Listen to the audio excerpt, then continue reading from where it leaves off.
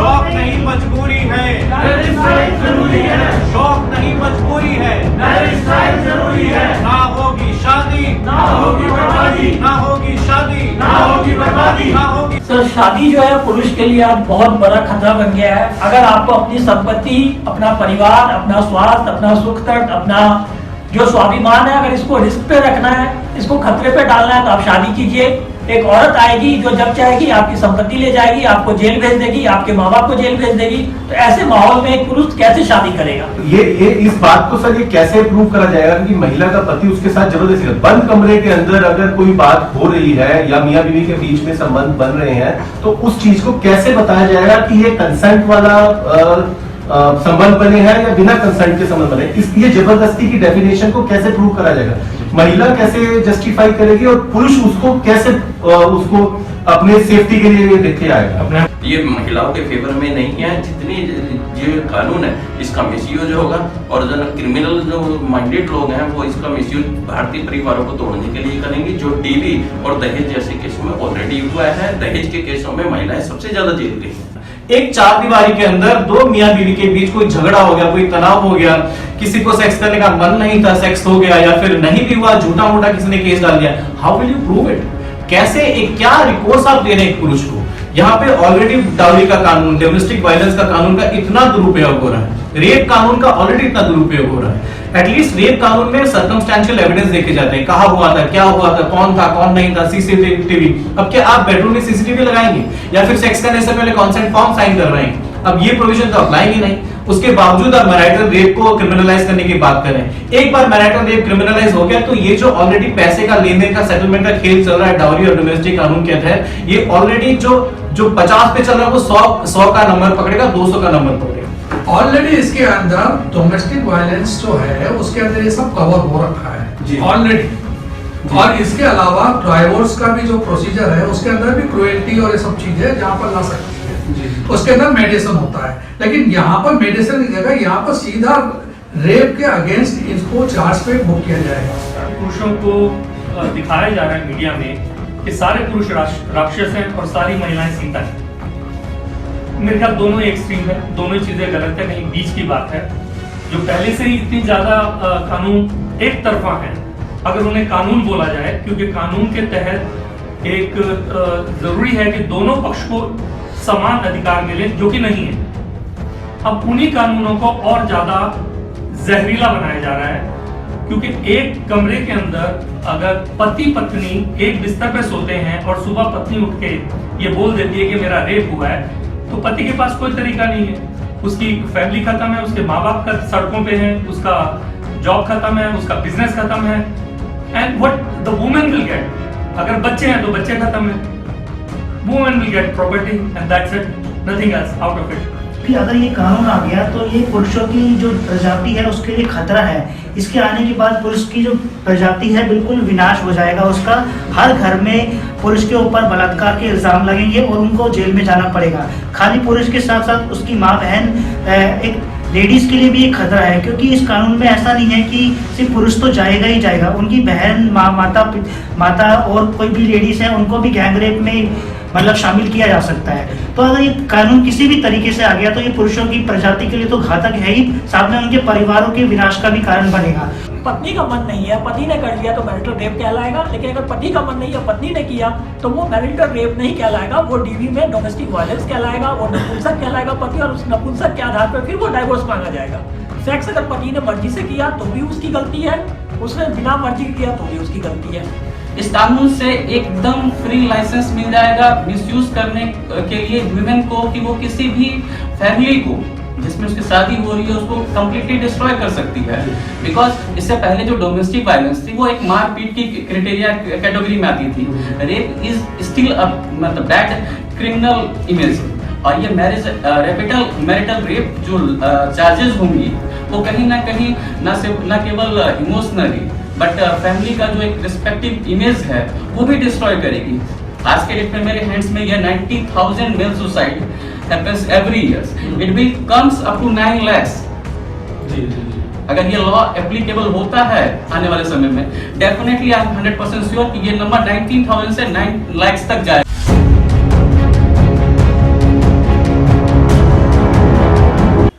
मोदी नगर में हम हैं और यहाँ पर एक पुरुष आयोग के लिए एक संस्था है जो आवाज उठाती रहती है आए दिन मर्दों के लिए, पुरुषों के लिए और उन लोगों के लिए जो पुरुष प्रताड़ित हैं।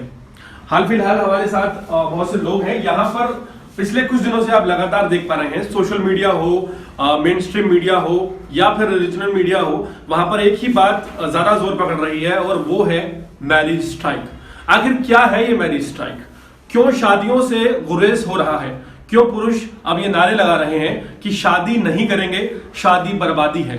आखिर ऐसी क्या बात हो गई कि शादी का इतना ज्यादा विरोध आज पुरुष करने लगे हैं और बाकायदा मैरिज स्ट्राइक सोशल मीडिया पर हिट हो रहा है और सोशल मीडिया पर लोग लगातार ये कह रहे हैं कि अब हमें शादी नहीं करनी है। शादी ना करने की वजह क्या है? मिस्टर केडी खान से पूछेंगे। केडी जी, क्या रीजन है, क्यों शादी नहीं करना चाहते? सर, शादी जो है पुरुष के लिए आज बहुत बड़ा खतरा बन गया है। अगर आपको अपनी संपत्ति, अपना परिवार, अपना स्वास्थ्य, अपना सुख तर्क, अपना जो स्वाभिमान है, अगर इसको रिस्क पे रखना है, इसको खतरे पे डालना है, तो आप शादी कीजिए। एक औरत आएगी जो जब चाहेगी आपकी संपत्ति ले जाएगी, आपको जेल भेज देगी, आपके माँ बाप को जेल भेज देगी। तो ऐसे माहौल में एक पुरुष कैसे शादी करेगा? देखिए, बात सीधी सी वही है कि हाल फिलहाल दिल्ली हाईकोर्ट में एक मामला चल रहा है जिसमें साफ कहा जा रहा है कि एक ऐसा कानून लाया जाए या फिर एक कानून जिसके ऊपर एक सेक्शन रोक लगाई गई थी कि जो मैरिटल रेप है उसे रेप नहीं समझा जाएगा। लेकिन अब चुनावी माहौल को देखते हुए कहिए या फिर किसी और रीजन से कहिए, अब ये कहा जा रहा है कि अगर कोई महिला ये क्लेम करती है, ये दावा करती है कि उसके पति ने बेड पर जाने के दौरान उसके साथ रेप किया है या फोर्स सेक्स किया है, तो फिर उसे भी रेपिस्ट माना जाएगा। ये एक बड़ी समस्या क्यों है, जानना चाहिए। क्या नाम है आपका? जी, मेरा नाम माधव है और इस बारे में मेरा ये कहना है कि आप अगर गौर से देखें इस मुहिम को, ये कम से कम 10 साल से तूल पकड़े हुए हैं। 2012 में भी एक PIL डला था जिस वक्त यूपी की सरकार थी, तब उन्होंने ये कहा था कि नहीं, ये मैरिज जो इंस्टीट्यूशन है, जो फैमिली इंस्टीट्यूशन है, उसको छेड़छाड़ करने जैसी बात है, उस पर तब वो रोक लगाई गई थी। फिर 2017 में वापस आया, फिर सेम थिंग हुआ कि उसको फिर वही उसको नकार दिया गया। अब ठीक यूपी इलेक्शन से पहले समहाउ अगर हम इसको पॉलिटिकली देखें इस नैरेटिव को, यूपी इलेक्शन से पहले ये एक जो PIL डाला गया है और बहुत आयरॉनिकली और इंटरेस्टिंगली ये वही लोग हैं जो ट्रिपल तलाक के टाइम कह रहे थे कि इतने सारे महिलाओं के लिए कानून ऑलरेडी एग्जिस्ट कर रहे हैं, तो इस पर एक और क्रिमिनलाइजेशन करने की जरूरत नहीं है। ये वही लोग वापस से झुंड बनाकर, एक गुट बनाकर मैरिटल रेप को क्रिमिनलाइज करने की कोशिश कर रहे हैं। अब जो भी व्यक्ति है वो शायद ये कह सकते हैं कि रेप तो बुरा चीज है, उस पर तो क्रिमिनलाइजेशन होना चाहिए। अब बात को समझने की जरूरत है कि जब तक एक जो एक्यूजेशन है उस पर सामने वाले को सुनवाई करने का मौका ना दिया जाए, उस तरह का क्रिमिनलाइजेशन, उस तरह का कानून आपके समाज की बुराइयों पर एक और बड़ी बुराई डाल देगा। अगर आप किसी को चोर कहते हैं तो उस चोर को आपको एक मौका देना पड़ेगा ये दिखाने के लिए कि उसने चोरी नहीं की है, और प्रिजम्पशन ऑफ जो इनोसेंस है उसको अपहोल्ड करना पड़ेगा। एक चार दीवारी के अंदर दो मियां बीवी के बीच कोई झगड़ा हो गया, कोई तनाव हो गया, किसी को सेक्स करने का मन नहीं था, सेक्स हो गया, या फिर नहीं भी हुआ, झूठा मोटा किसी ने केस डाल दिया, how will you prove it? कैसे, एक क्या रिकोर्स आप दे रहे हैं एक पुरुष को? यहाँ पे ऑलरेडी डाउरी का कानून, डोमेस्टिक वायलेंस का कानून का इतना दुरुपयोग हो रहा है, रेप कानून का ऑलरेडी इतना दुरुपयोग हो रहा है। एटलीस्ट रेप कानून में सर्कमस्टेंशियल एविडेंस देखे जाते हैं, कहाँ हुआ था, क्या हुआ था, कौन था, कौन नहीं था, सीसीटीवी। अब क्या आप बेडरूम में सीसीटीवी लगाएंगे या फिर सेक्स करने से पहले कंसेंट फॉर्म साइन कर रहे हैं? अब ये प्रोविजन तो अप्लाएंगे नहीं। उसके बावजूद आप मैरिटल रेप को क्रिमिनलाइज करने की बात कर रहे हैं। एक बार मैरिटल रेप क्रिमिनलाइज हो गया तो ये जो ऑलरेडी पैसे का लेन देन का सेटलमेंट का खेल चल रहा है डाउरी और डोमेस्टिक कानून के तहत, ये ऑलरेडी जो 50 पे चल रहा है वो 100 का नंबर पकड़ेगा, 200 का नंबर पकड़ेगा।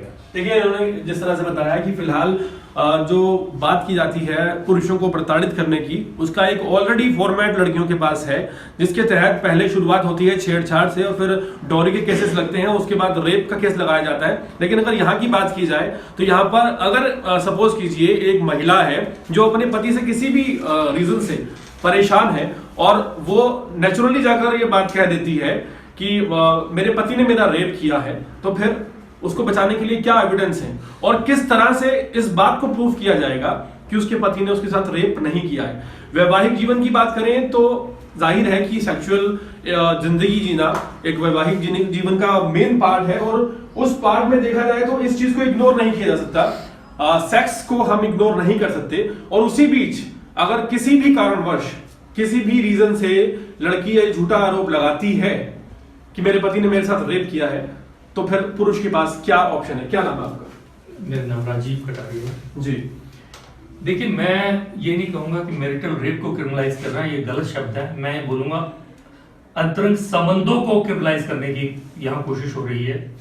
और बड़ा क्लियर है कि अगर जैसे पुरुषों को दिखाया जा रहा है मीडिया में कि सारे पुरुष राक्षस हैं और सारी महिलाएं सीता हैं, मेरे ख्याल दोनों ही एक्सट्रीम है, दोनों ही चीजें गलत है। कहीं बीच की बात है। जो पहले से ही इतनी ज्यादा कानून एक तरफा है, अगर उन्हें कानून बोला जाए, क्योंकि कानून के तहत एक जरूरी है कि दोनों पक्ष को समान अधिकार मिले, जो कि नहीं है। अब उन्हीं कानूनों को और ज्यादा जहरीला बनाया जा रहा है, क्योंकि एक कमरे के अंदर अगर पति पत्नी एक बिस्तर पे सोते हैं और सुबह पत्नी उठ के ये बोल देती है कि मेरा रेप हुआ है, तो पति के पास कोई तरीका नहीं है। उसकी फैमिली खत्म है, उसके माँ बाप सड़कों पे हैं, उसका जॉब खत्म है, उसका बिजनेस खत्म है। And what the women will get, अगर बच्चे हैं तो बच्चे खत्म है। Women will get property and that's it, nothing else out of it. तो या तो मैरिजों को डायरेक्टली बैन कर देना चाहिए, क्योंकि मैं ये समझता हूँ इनडायरेक्टली ये कोशिश है मैरिज इंस्टीट्यूशन को बंद करने की, इनडायरेक्टली। तो मेरे ख्याल जो ये लोग मान रहे हैं, इस कानून को मांगा जा रहा है, उनको डायरेक्टली ये बोलना चाहिए, जो हम बोल रहे हैं मैरिज स्ट्राइक, उनको बोलना चाहिए मैरिज स्ट्राइक, कि इतने जो पुरुषों महिलाओं पे होते हैं, मैरिज बैन होनी चाहिए। वो तो ये बोलते नहीं है, वो इस तरह के कानून लाके इतनी कम्प्लेक्सिटी सिस्टम में लाना चाह रहे हैं। और दीज आर हेट कानून जी, ये महिलाओं के फेवर में नहीं है। जितने कानून अब तक बने हैं, अगर आप डाटा उठा के देखें, statistic number 1, 98% cases as per court only, domestic violence cases fail in court, they are fake. उनको रिविजिट करना चाहिए रादर देन उनको और जहरीला बनाना चाहिए। That is naturally.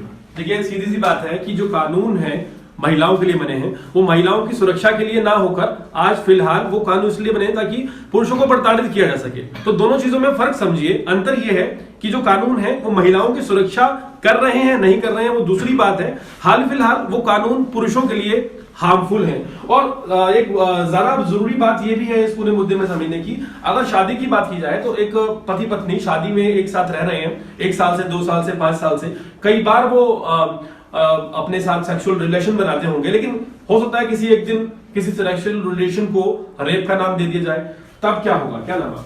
मेरा नाम गौरव है और मैं मैरिज स्ट्राइक पे हूँ। और मैं मैरिज स्ट्राइक पे इसलिए हूँ क्योंकि जितने भी, ये हम किसी महिला के खिलाफ नहीं है, जितने भी कानून बने हैं वो महिलाओं के लिए बने थे, लेकिन सबसे ज्यादा जो जेल गई हैं महिलाएं, उन्हीं कानूनों के दुरुपयोग से गई हैं। अगर ये मैरिज अभी रेप लॉ आ गया, अगर मैरिज रेप लॉ आ गया, तो जना जो घर के जिम्मेवार व्यक्ति हैं वो जेल चले जाएंगे, जिनकी बेल भी नहीं होगी, उनकी माताएं बहनें। आप क्या समझते, मतलब क्या रेप जो लॉ आने वाला है इसमें क्या होगा अगर ऐसा है? अगर इस ऐसे लॉ में अगर कोई मिसयूज करता है और उसको हस्बैंड की कंप्लेंट पे ही उसको अरेस्ट कर लिया जाएगा, वो जेल चला जाएगा, उसके घर की परिवार की जिम्मेवारी कौन निभाएगा? उनके बच्चे जो है जो एजुकेशन खराब होगी और भी उनकी फैमिली सरवाइव करेगी, उनके लिए कोई भी जो है कानून में प्रावधान नहीं है। इसलिए मैरिज स्ट्राइक करना जरूरी हो गया है, क्योंकि पुरुषों को ये इस तरीके से सताया जा रहा है। ये महिलाओं के फेवर में नहीं है। जितनी जो कानून है इसका मिसयूज होगा, और जो क्रिमिनल जो माइंडेड लोग हैं वो इसका मिसयूज भारतीय परिवारों को तोड़ने के लिए करेंगे, जो टीवी और दहेज जैसे केसों में ऑलरेडी हुआ है। दहेज के केसों में महिलाएं सबसे ज्यादा जेल गई हैं। देखिए, इनका साफ कहना है कि जो ये कानून आएगा जिसमें मैरिटल रेप का एक सेक्शन होगा कि अगर पति अपनी पत्नी के साथ रेप करता है तो फिर उसे भी जेल जाना होगा, उसे रेपिस्ट माना जाएगा। लेकिन सोचने वाली बात यह है कि यहाँ पर महिलाओं की अगर बात की जाए, क्या नाम है आपका? गौरव जी, जो महिलाएं हैं, मान लीजिए कोई महिला है और उसका पति उसके साथ जोर जबरदस्ती करता है, तो फिर क्या होना चाहिए उसके साथ?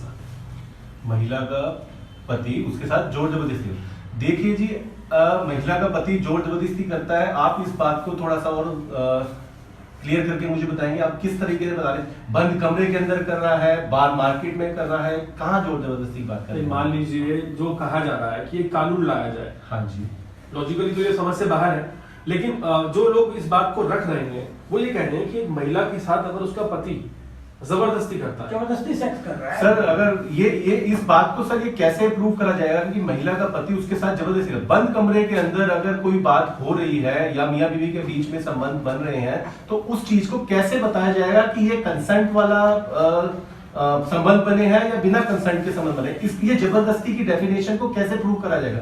महिला कैसे जस्टिफाई करेगी और पुरुष उसको कैसे उसको अपने सेफ्टी के लिए लेके आएगा? अपने आप को innocent- देखिए एक जरूरी बात समझिए, यहाँ पर बात करते हैं संभोग की। दो लोग, एक महिला एक पुरुष, जो कि लॉजिकली पति पत्नी है, और सब जानते हैं कि पूरी दुनिया जो है वो वैवाहिक संबंधों के दौरान चल रही है, और अगर वो संबंध बनाते हैं, संभोग करते हैं, तो उस संभोग में कब वो रेप बन जाएगा, इस बात को कौन समझाएगा? और सोचने वाली बात यह है कि 2 बार 3 बार 4 बार 5 बार करने के बाद कौन से वाले संभोग को रेप का नाम दे दिया जाएगा, ये एक चिंतनीय विषय है। क्योंकि किसी भी समय अगर कानून की दृष्टि में देखें तो किसी भी समय किसी भी सेक्सुअल रिलेशन को अब रेप का नाम दे दिया जाएगा, क्योंकि तो कानून ऐसा है। क्या नाम है आपका? मुझे राजेंद्र वर्मा कहते हैं।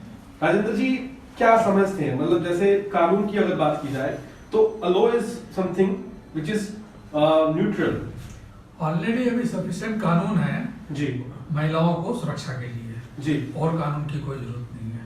नहीं देखिए, अब आपने तो कह दिया कि कानून की जरूरत नहीं है, लेकिन फर्ज कीजिए कोई ऐसी महिला है जो ये दावा करती है कि मेरा पति फॉर एनी रीजन शराब पी के रहता है या मेरे से जबरदस्ती करता है, देन उसके लिए उसके पास प्रोविजन है सेक्शन 13(1)(b) में 1A में, इसके अंदर क्रुएल्टी है, डाइवोर्स ले सकती है। उसके लिए उसको कैसे प्रूफ करना होगा कि उस शख्स ने उसमें ऑनर्स ऑफ प्रूविंग उसके ऊपर है, लेकिन अगर ये जो नया कानून बन जाएगा तो ऑनर्स ऑफ प्रूविंग मैन के ऊपर आ जाएगा, वो गलत हो जाएगा। कैसे, मतलब अंदर क्या है? अंदर ये होगा कि अभी मुझे प्रूफ करना पड़ेगा कि मैं गलत नहीं हूँ। एक आदमी एक बोलेगा मैं गलत नहीं हूँ, इसको प्रूफ करना पड़ेगा। उसमें इसको प्रूफ करना पड़ता था कि ये आदमी गलत है, आदमी गलत है, उसमें प्रूफ करके उसको सारे अपने एविडेंस लगाने होते थे, वो एविडेंस से वो छूट जाएगी। वो सिंपल एक एलिगेशंस लगाएगी और आदमी को अपने को प्रूफ करना पड़ेगा कि मैं इनोसेंट हूँ। देखिए यहाँ पर यह बात आपको समझनी होगी कि जो बात इन्होंने कही वो इतनी ज्यादा जरूरी है। ऑलरेडी महिलाओं के लिए ऐसे कानून है जिसमें अगर पुरुष किसी भी तरह से जबरदस्ती करता है तो महिला जा सकती है, अपने हक की बात कर सकती है। लेकिन यहाँ पर फर्क इतना है कि अब महिला को एविडेंस देने की जरूरत नहीं होगी। सिर्फ अगर महिला ये कह देती है कि उसके साथ रेप हुआ है तो दैट मीन्स उसके पति ने उसके साथ रेप किया है, और उसके बाद जितनी भी चीजें, जितनी भी मांगे वो मनवाना चाहे अपनी मनवा सकती है। लॉजिकली यही है। इस मुद्दे को उठाने की जरूरत क्यों पड़ी अचानक से? कौन बोलना चाहेगा बताइए, आप इधर आइए जी। अचानक इस मुद्दे को उठाने की जरूरत कैसे पड़ी? मेरा नाम राकेश शर्मा है। जी, इस मुद्दे को इसलिए जरूरत पड़ी क्योंकि अगर ये कानून आ गया तो ये पुरुषों की जो प्रजाति है उसके लिए खतरा है। इसके आने के बाद पुरुष की जो प्रजाति है बिल्कुल विनाश हो जाएगा उसका। हर घर में पुरुष के ऊपर बलात्कार के इल्जाम लगेंगे और उनको जेल में जाना पड़ेगा। खाली पुरुष के साथ साथ उसकी माँ बहन, एक लेडीज के लिए भी एक खतरा है, क्योंकि इस कानून में ऐसा नहीं है कि सिर्फ पुरुष तो जाएगा ही जाएगा, उनकी बहन, माता और कोई भी लेडीज है उनको भी गैंग रेप में मतलब शामिल किया जा सकता है। तो अगर ये कानून किसी भी तरीके से आ गया तो ये पुरुषों की प्रजाति के लिए तो घातक है ही, साथ में उनके परिवारों के विनाश का भी कारण बनेगा। तो ये कानून बिल्कुल नहीं आना चाहिए, मेरी यही गुजारिश है। इसीलिए मैरिज स्ट्राइक हम कर रहे हैं और ये जरूरी है। देखिए कितनी बड़ी बात इन्होंने कही है कि अगर पहले भी जो रेप होते हैं उसमें महिलाओं को भी इंक्लूड कर लिया जाता है कि भाई महिला ने सहयोग किया रेप कराने में, तो ऐसे में संभावनाएं बढ़ जाती हैं। ऐसे में समझिए अगर कल को एक लड़की आरोप लगाती है अपने पति पर कि उसने उसके साथ फोर्सली सेक्स किया, तो इस बात की संभावना काफी ज्यादा है कि वो उसकी मां पर भी आरोप लगाए, उसकी बहन पर भी आरोप लगाए, या फिर वो शख्स जो उस घर में रहता है, जो भी शख्स हो जिससे उसे प्रॉब्लम हो, दिक्कत हो, उस पर वो आरोप लगाए कि मेरे फोर्स सेक्स करने में ये इंक्लूड थे। और उसके बाद परिवार टूटना कितना आसान हो जाएगा ये आप समझ सकते हैं। कुछ और लोग हैं जी। और ये एक्सटॉर्शन के लिए फ्री लाइसेंस मिल जाएगा उनको। जी जी जी, जिससे कि महिला एक्सटॉर्शन कर पाएगी, महिला एक्सटॉर्शन कर पाएगी। हाँ, पैसों का। अच्छा, आपने एक कानून बताया था कि ये कानून महिलाओं के लिए ऑलरेडी है। ऑलरेडी इसके अंदर डोमेस्टिक वायलेंस जो है उसके अंदर ये सब कवर हो रखा है ऑलरेडी। और इसके अलावा डाइवोर्स का भी जो प्रोसीजर है उसके अंदर भी क्रुएल्टी और ये सब चीजें जहां पर ला सकती है।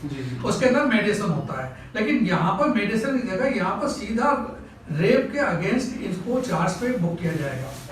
देखिए अब यहाँ ये समझिए कि जब क्रूरलिटी के लिए एक कानून ऑलरेडी है कि अगर एक हस्बैंड भी अपनी वाइफ के साथ क्रूरलिटी करता है और घरेलू हिंसा होती है, चाहे वो सेक्स से रिलेटेड हो, तो वो जेल जा सकता है। तो ऐसे में सोचने वाली बात ये है कि अगर अब ये कानून आता है तो सीधा सीधा टारगेट कौन है? टारगेट पुरुष है, टारगेट वो शख्स है जो एक लड़की से शादी करता है। नहीं सर जी बताएं। टारगेट पुरुष नहीं है सर, टारगेट उसकी प्रॉपर्टी है। एक्सटॉर्शन, उन्होंने एक्सटॉर्शन की बात की है जी। आप मेरी पत्नी है या किसी की पत्नी है, बोले कि भैया तू मुझे 5 लाख रुपए दे, नहीं तो रेप का केस सुबह डालती हूँ। आप उसके पास कोई चारा नहीं है, कोई चारा नहीं है, वो कुछ नहीं कर सकता। जी ठीक है। बाहर जहां अगर आउटसाइड मैरिज अगर रेप के केसेस बनते थे तो लड़की को फिर भी कुछ प्रूव करना पड़ता था। जी ऐसे बहुत केसेस हैं। रोहतक का डबल गैंगरेप केस है जिसमें लड़की ने जो डे ऑफ टाइम दिया, उस डे ऑफ टाइम को वो लड़के उस शहर में नहीं थे। जी उस डे ऑफ टाइम को वो लड़की एक होटल में 2 लड़कों के साथ बैठी थी, सारा वीडियो रिकॉर्डिंग है जी। लेकिन यहाँ अगर एक रूम में बैठ के पत्नी बोलती है कि मेरे साथ रेप हुआ, तो लड़के को तो इनोसेंट प्रूव करने का कोई मेथड ही नहीं है। जी जी। तो वो खुला एक आप ब्लैंक चेक दे रहे हो लड़की को कि जैसे मर्जी आपको ब्लैकमेल करे, जैसे मर्जी आपको हो, और आपके माँ बाप को, आपकी बहन को, आपके और मेंबर जो फैमिली को नचाए। जी देखिए, साफ कहना है कि टारगेट जो है वो लड़का नहीं है, टारगेट प्रॉपर्टी है। और उसी के साथ टारगेट जो है वो ये भी होना चाहिए कि जैसे असीम शक्तियां दे दी जाती हैं, एक ऐसा लॉ लड़की के हाथ में दे दिया जाएगा जो कि उसका दुरुपयोग करेगी ही करेगी। Licence to kill, licence to kill, yes, licence to kill the groom and the family and anybody जिसको वो लड़की पसंद नहीं करती है। क्या नाम है? आगे आ जाइएगा। एक साहब हमारे साथ और हैं, उनसे भी सुनेंगे और कोशिश करेंगे जानने की कि बेसिकली किस तरह से समझते हैं इस पूरे मुद्दे को। क्या नाम है आपका? मेरा नाम दीपक झा है।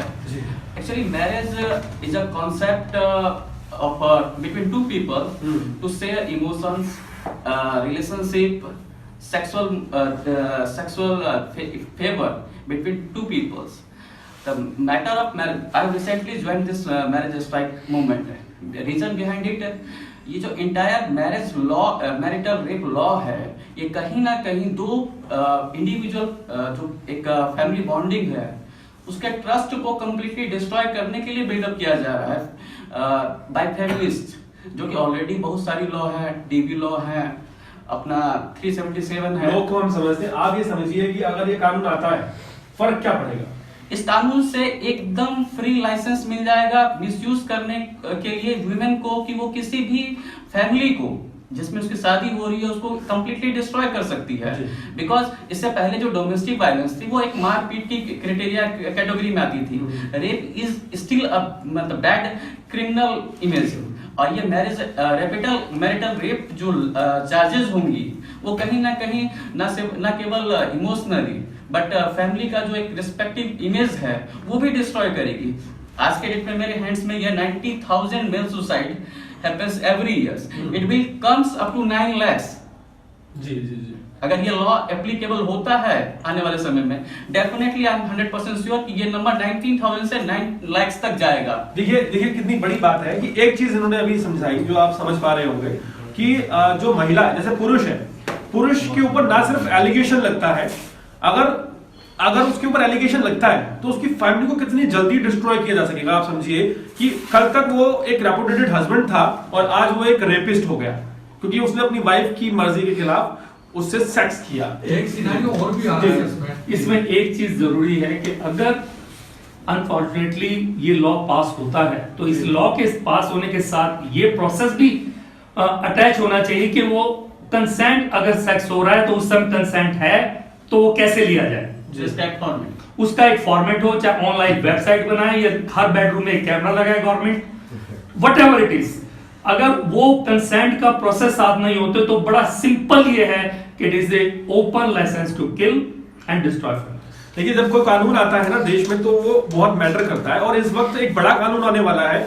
और ये जो लोग प्रदर्शन यहाँ कर रहे हैं या जो बार बार मांग कर रहे हैं कि मैरिज स्ट्राइक की, शादी नहीं करेंगे तभी जिंदगी बच पाएगी, उसका एक रीजन बड़ा ये है कि जो होने जा रहा है वो शायद आप उसे गंभीरता से नहीं ले रहे हैं, लेकिन अगर आप समझें तो ये बहुत बड़ा नुकसान होगा हर भारतीय फैमिली के लिए, क्योंकि परिवार टूटेंगे और लगातार परिवार टूटेंगे। आप सोच नहीं सकते कि कितना बुरा होगा। एक सिनेरियो और भी आ रही है, अगर लड़की का कोई बॉयफ्रेंड रहा हो, लड़की उस तरफ अट्रैक्टेड हो और लड़की की शादी हो जाए, तो लड़की आराम से रेप का चार्ज लगा के इस परिवार को डिस्ट्रॉय कर देगी। देखिए बहुत बड़ा पॉइंट है ये। अब पिछली बार जब हम यहाँ रिपोर्टिंग करने आए थे तो एक शख्स मुझे मिले थे जिनके ऊपर 3-4 केस थे जो कि झूठे थे, उन्होंने बताया था। और वो केस इसलिए थे क्योंकि जो लड़की थी उसका अफेयर पहले चल रहा था, शादी से पहले, उसे शादी वाले दिन पता चला था। और सोचिए कि अगर ऐसा ही होता है, एक लड़की की शादी उसके घर वाले उसकी मर्जी के खिलाफ कर देते हैं, जिसमें लड़के की कोई गलती नहीं है, और लड़की अपने बॉयफ्रेंड के बहकावे में आकर अगर मैरिटल रेप की चार्ज लगा देती है, तो फिर क्या होगा, ये सोचने का विषय है। देखिए समझने लायक बात ये है कि ये जो मैरिटल रेप का कॉन्सेप्ट है इंडिया में वेस्टर्न जो लॉज है उससे इन्फ्लुएंस है। वेस्टर्न लॉज में जो फैमिली का कॉन्सेप्ट है या फिर वेस्टर्न सोसाइटी में जो फैमिली का कॉन्सेप्ट है वो इंडियन कॉन्सेप्ट से बहुत अलग है। यहाँ पर फैमिली सुप्रीम माना गया है, यहाँ पर फैमिली को सबसे ज्यादा इंपॉर्टेंट माना गया है, वो वेस्ट में नहीं है। अगर आप सिंपली आंख मूंद कर वेस्टर्न लॉज को एप करेंगे, उनको ऐसे सिंपली इमिटेट करेंगे, तो आप इस कॉन्टेक्स्ट में उसको क्या बैठा पाएंगे? क्या वेस्ट में जिस तरह से जेंडर न्यूट्रलिटी है, आप कह रहे हैं कि यहाँ पर आप मैरिटल रेप का कानून ले आएंगे, क्या आप उस पर्टिकुलर कानून को जेंडर न्यूट्रल बना पाएंगे? आप जिन कंट्रीज के बारे में कह रहे हैं कि वहां पर मैरिटल रेप का कानून है, उन कंट्रीज में एक लड़की चौराहे पे एक कैब ड्राइवर को 22 बार थप्पड़ मार के निकल जाएगी क्या? क्या उन कंट्रीज में जोमेटो ऑर्डर लेकर जाएगा, वहां पर वो लड़की अपना ही नाक फोड़ के उसके ऊपर केस लगा देगी क्या? क्या उन कंट्रीज में अगर एक स्त्री अपने हस्बैंड पर हाथ उठाती है तो क्या उस पर कार्रवाई नहीं होगी? इंडिया में नहीं होगी। क्या फॉल्स रेप करने वाली लड़कियों पर कार्रवाई होती है? क्या इंडिया में होती? नहीं होती। तो आप ये जो दिखा रहे हैं कि हम कितने प्रोग्रेसिव हो रहे हैं, पहले जेंडर न्यूट्रलिटी को यहाँ पर लाकर दिखाइए तो सही। पहले आप एक बात में आपने न्यूट्रलिटी की बात की, न्यूट्रलिटी जो है समानता की बात कर रहे हैं आप। समानता की अगर बात की जाए तो जब संभोग होता है, आप समझिए इस बात को, मैं क्लियरली इसलिए बोल रहा हूँ क्योंकि आप समझें कि गहराई कहां पर है। तो सेक्स का मतलब रेप नहीं है, सेक्स का मतलब है कि जो दो लोग इन्वॉल्व होते हैं वो दोनों उस चीज को एंजॉय करते हैं, कंसेंट। तो यहाँ पर समझने वाली बात ये है कि फोर्स संभोग के दौरान लड़की भी कर सकती है, लड़का भी कर सकता है, लेकिन यहाँ पर लड़कियों की बात क्यों नहीं हुई? अगर लड़की फोर्स करती है किसी को सेक्स करने के लिए, देखिए इंडिया ही एक ऐसा देश है जहां पर कानून में सिर्फ फोर्स सेक्स नहीं, कोएर्शन की उसको बरगला के सेक्स कर लिया। यहाँ पर एक ऐसा देश है हमारा जहां पर rape on the pretext of marriage कि 3 साल तक 5 साल तक मेरे साथ रेप होता रहा। मतलब अगर दो बॉयफ्रेंड गर्लफ्रेंड साथ आते हैं और लड़का कहता है कि मैं तुझसे शादी करूंगा, बाद में 3-4 साल में या 3-4 महीने बाद वो मुकरना चाहता है क्योंकि दोनों में अनबन हो गई या फिर कोई खटास आ गई, तो उस लड़की के पास एक हथियार है कि आप उस पर रेप का चार्ज लगा सकते हैं, ये कह के कि उसने मुझे मेरे साथ सेक्स किया, ये कहकर कि मैं तुझसे शादी करूंगा। तो इंडिया में न्यूट्रलिटी का कॉन्सेप्ट है ही नहीं लॉज में। नहीं, मेरा कहने का मकसद कुछ और था, मैं थोड़ा सा कानून की दृष्टि में समझूंगा। आप समझिए कि यहाँ पर बात यह है कि जब एक लड़के को ये कहा जा सकता है कि उसने फोर्स किया मुझे सेक्स करने के लिए, और अगर एक लड़के को लड़की कहती है फोर्सली कि मेरे साथ सेक्स कर, तो उसके पास कानूनी रूप से क्या ऑप्शन है? आज हमारे पास एक एक्टिविस्ट आते हैं, उनका डाइवोर्स से किसी कारण से हुआ है। एक दिन उनकी पत्नी उनके साथ सेक्स करना चाहती थी, उनका मन नहीं था, उन्होंने मना कर दिया। उसके बाद दोनों के बीच झगड़ा होने लग गया। उसने सोचा झगड़े से अच्छा मैं सेक्स कर ही लेता हूँ, और उसने सेक्स कर लिया, अच्छे से नहीं किया, पत्नी खुश नहीं हुई। बस इसी कारण से पत्नी ने कहा कि नहीं, मैं तुम्हारे साथ खुश नहीं हूँ, मुझे डाइवोर्स दो। इसको आप मैरिटल रेप नहीं कहेंगे? ये एग्जैक्टली मैरिटल रेप है, लेकिन हमारा कानून इसे मैरिटल रेप नहीं कहेगा कि यहाँ जो विक्टिम है वो एक मर्द है। यही अगर पत्नी का मन नहीं है, पति ने कर लिया तो मैरिटल रेप कहलाएगा, लेकिन अगर पति का मन नहीं है, पत्नी ने किया तो वो मैरिटल रेप नहीं कहलाएगा, वो डीवी में डोमेस्टिक वायलेंस कहलाएगा, वो नपुंसक कहलाएगा पति, और उस नपुंसक के आधार पर फिर वो डाइवोर्स मांगा जाएगा।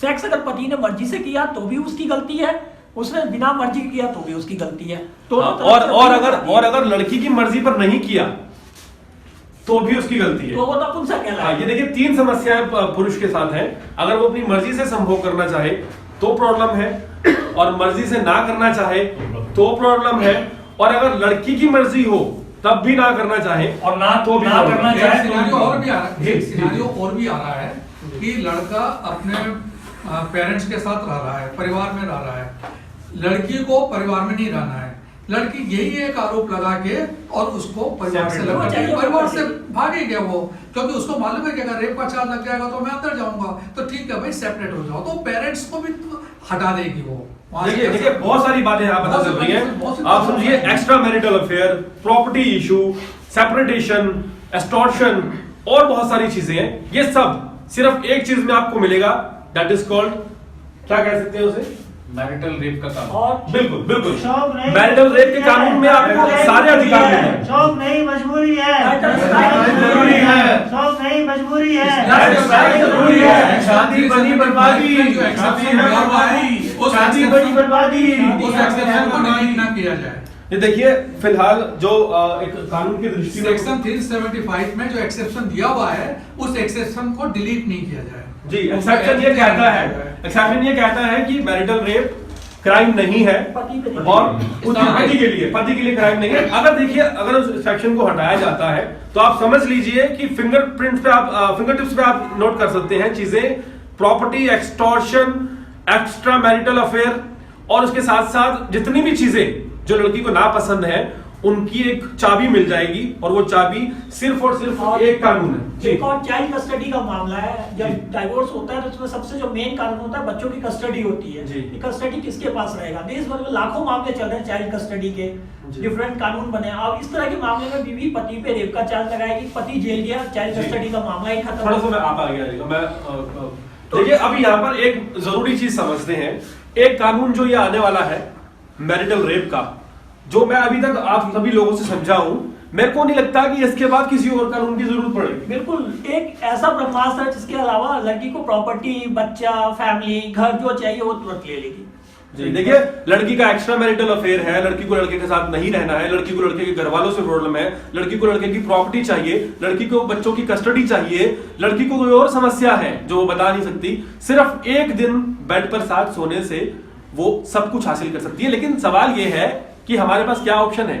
अगर कानून इस तरह का आता है तो फिर क्या करेंगे आप? क्या आप कैमरे लगाएंगे? क्या आप घरों में कैमरे लगाएंगे? क्या अब सीसीटीवी वीडियोस के अंदर आपका सेक्स होगा, या फिर आप कोई ऐसी डिवाइस को यूज करेंगे जिससे पता चले कि यूजुअली जो सेक्स हो रहा है वो फोर्स तो नहीं है? हमारे पास इसकी रोकथाम के लिए क्या है? अगर आपको लगता है कि एक लड़की के साथ है कि उसका पति जो है वो फोर्स सेक्स कर रहा है, तो आपके पास उसे रोकने के लिए लॉजिकली कोई भी एक ऐसा पॉइंट नहीं है। हाँ, एक कानून बना के आप एक लड़की को देना चाहते हैं जिसका वो दुरुपयोग करेगी ही करेगी। इसके हजार कारण हैं और वो सभी कारण यहाँ पर बैठा हर शख्स जानता है जो कि झेल रहे हैं। जी देखिए, दो टूक में अगर मैं कहूं कि आखिर हम इस मैरिटल रेप कानून का विरोध क्यों कर रहे हैं, क्योंकि जो जितने कानून अब तक बने हैं, 498 है, टीवी है, या फिर रेप है, ऑलरेडी जो रेप के एग्जिस्टिंग लॉज हैं वो ऑलरेडी इस कदर जेंडर बायस्ड हैं, जिसमें मिसयूज हैं, इतने मिसयूज हैं। मतलब अगर आप डेटा स्टैटिस्टिक्स की बात करें, आप एनसीआरबी का डेटा निकाल के देख लें, जो नेशनल क्राइम रिकॉर्ड्स ब्यूरो का डेटा है, किसी किसी स्टेट में जो रेप का कानून का मिसयूज हुआ है 80% तक है। 50% से ज्यादा डीवी के केस जो है वो नकली हैं, 50% से ज्यादा जो डाउरी के कानून के जो केसेस हैं वो नकली हैं। अब आप ब्रह्मास्त्र दे रहे हैं, अब आप जो मैरिटल रेप को क्रिमिनलाइज करने की बात कर रहे हैं, इन सब कानूनों की जरूरत ही नहीं है। एक मैरिटल रेप का केस डाल दिया and everything is in their favour. हम किस तरह का समाज बनाना चाहते हैं? और मैरिज स्ट्राइक हम लोगों के लिए हंसी मजाक का विषय बना हुआ है, कभी कई फेमिनिस्ट्स ने ट्विटर पर देखा है, पर क्योंकि आप अपने जो कंफर्टेबल कुकून में रहे, कल जो लड़का 25 साल का, 24 साल का, 26 साल का लड़का शादी करने जा रहा है, वो क्या सोचकर शादी करने वाला है? क्या वो जानता है उसके लिए क्या है? वो आज प्री वेडिंग शूट में बिजी है, वो आज शेरवानी खरीदने में बिजी है, आज वो इनविटेशन कार्ड छपवा रहा है। 1 महीने बाद, 6 महीने बाद उसकी जिंदगी में क्या बरपने वाला है उसको कोई आइडिया नहीं।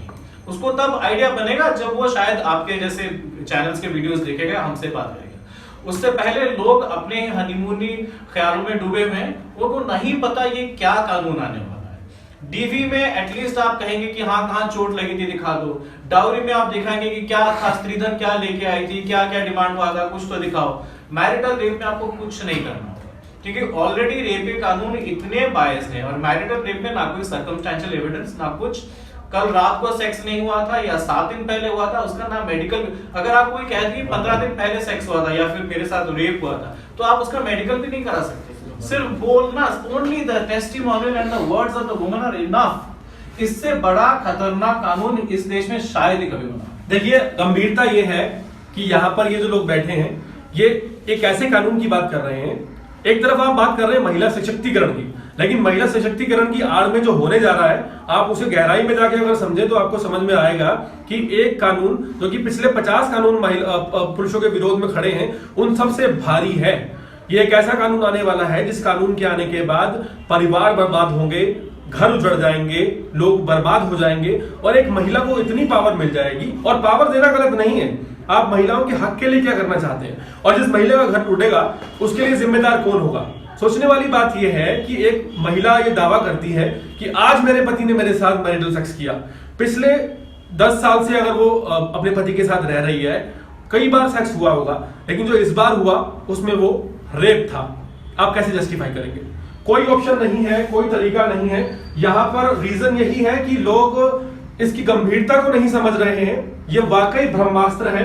और किटी जी, आपसे लास्ट में बात करना चाहेंगे, आप क्या कहेंगे, मतलब कि अगर मान लीजिए कानून आ गया इन फोर्स, हमारे लिए यही है, मैरिज स्ट्राइक पे पुरुष बैठेगा। जब तक इन कानूनों में बदलाव नहीं होगा, जब तक पुरुषों के लिए समान कानून नहीं बनेंगे, तब तक पुरुष विवाह नहीं करेगा। हम विवाह का बहिष्कार करेंगे, हम सब मैरिज स्ट्राइक पे बैठेंगे और जितने भी पुरुष हैं उनसे हम अनुरोध करेंगे कि आप भी मैरिज स्ट्राइक को ज्वाइन कीजिए। जब तक आपके सम्मान की रक्षा नहीं होती, आपकी सेफ्टी की जिम्मेवारी नहीं ली जाती है, आपके लिए समान कानून नहीं बनते हैं, तब तक मैरिज स्ट्राइक जारी रहेगी। देखिए, मैरिज स्ट्राइक का मतलब जरूरी है कि जो लोग शादी करने वाले हैं उन्हें ये बात समझनी चाहिए कि अब जो आने वाला है कानून ये कितना बायस हो सकता है। और इसी के साथ सोचने वाली बात ये भी है, शादी बनी बर्बादी। ये जो संस्थान है ये शायद अगर जो कानून आ गया तो उन लोगों को कम से कम इंस्पायर करे जो शादी करने वाले हैं कि भाई अब आपका नाम क्या है? दीपक सर। दीपक जी कहाँ से आए? मैं सर तिलक नगर से। तिलक नगर से। क्या समझते हैं मैरिज जो मैरिजल सेक्स है उसके बारे में क्या समझते हैं? सर ये तो डायरेक्टली लेडी को अपना ब्रह्मास्त्र देने वाली बात होगी। पहले ऑलरेडी के लिए लेडी के लिए इतने सारे कानून हैं, 498 का डीवी का केस कर सकती है, तरह तरह के कानून दिए गए हैं। फिर ये क्यों जरूरी है? ऐसे तो कोई आपकी शादी करेगा ही नहीं, वो तो फर्स्ट नाइट में बोल देंगे मेरे साथ रेप हुआ है जी। ठीक है, तो मेरे ख्याल से ये कानून नहीं आना चाहिए। इससे कोई भी आदमी शादी करने से पहले डरेगा और शादी फिर कोई करेगा ही नहीं, सोचेगा ही नहीं। जी देखिए, अब मुद्दा जो है वो शादियां बचाने का है, परिवारों को बचाने का है। मैरिटल स्ट्राइक पर लोग हैं और लगातार सोशल मीडिया पर पिछले 3-4 दिन में आपने देखा होगा कि हैशटैग मैरिटल स्ट्राइक चलता रहा। लोग नहीं समझ पा रहे हैं कि आखिर ये है क्या। कई लोग ट्वीट भी कर रहे हैं, कई लोग देखकर आश्चर्यचकित भी होते हैं कि आखिर ये मैरिटल स्ट्राइक है क्या। तो अगर आप समझना चाहते हैं तो इस वीडियो को 2 बार 3 बार 5 बार आराम से देखें ताकि आपको समझ में आए कि ये मैरिटल स्ट्राइक है क्या, क्यों हो रही है, इससे क्या नुकसान हो सकते हैं। और ये सिर्फ एक कानून नहीं है, ये बर्बाद करने का एक ऐसा बेजोड़ तरीका है जिसके बाद कुछ और देने की जरूरत नहीं है किसी महिला को। आप फर्ज कीजिए जो महिलाएं ठीक हैं वो महिलाएं भी इस कानून का दुरुपयोग करेंगी ही करेंगी, इसकी संभावनाएं बहुत ज्यादा बढ़ जाएंगी।